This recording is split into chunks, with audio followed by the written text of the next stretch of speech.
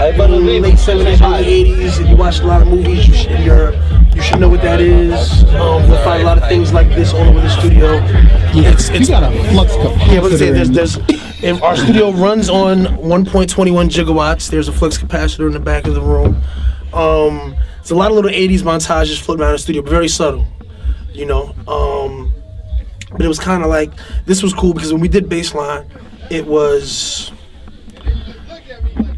something that I grew into over the years. When I first got there, they didn't have the speaker system they had there. They didn't have all the consoles they had there. The Pro Tools system wasn't the same. As I grew into that space, even before I owned it, I was installing a lot of my own gear to the point where by the time I owned it, 60% of what was in it was mine anyway. With this, but the structure remained the same. With this, we got to shape every detail from top to bottom, from the lighting to the colors to the room shape, the room size, office size. We just got to do everything custom, you know, so it's really tailored more so to myself, my personality.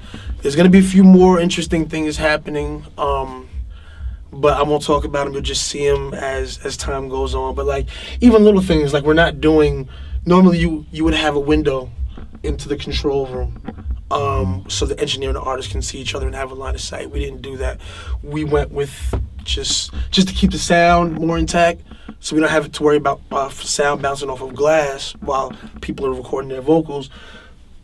Just watching, you can see it. This will be a live feed into the room. The engineer will also have the same. We're gonna have all the rooms networked so that you can be in any room and have a direct line of sight and record anywhere. So we could be halfway across the facility, still have a direct line of sight with your engineer. You want to do drums in the live room and record them in my room? No problem. You want to do vocals over here and access gear that's in here? No problem. Everything's going to be all networked. We're trying to get our Star Trek on a little bit.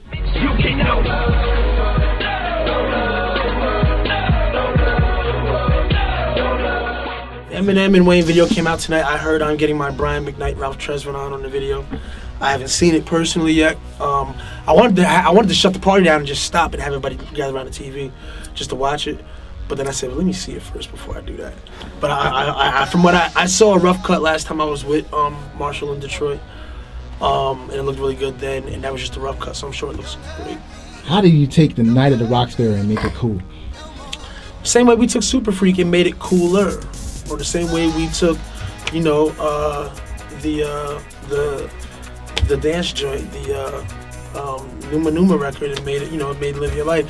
I like to take things that are unexpected, you know, from not necessarily obscure source material, but just something you wouldn't expect to sample and make it into a good record. You know, it's like I go through different phases. Sometimes I like making records that'll make you want to punch somebody in the face.